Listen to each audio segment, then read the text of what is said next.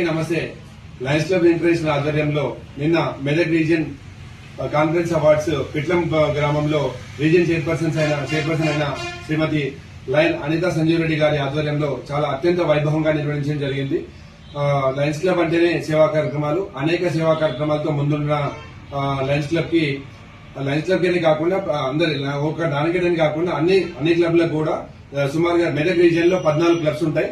14 club లో చేసిన వివిధ కార్యక్రమాలకు సంబంధించిన అవార్డ్స్ ఇవ్వడం జరుగుతుంది. వారి గుర్తింపు ఇస్తూ అందులో నారాయణఖేడ్ లయన్స్ క్లబ్ కి అత్యధికంగా 17 అవార్డులను సొంతం చేసుకోవడం జరిగింది.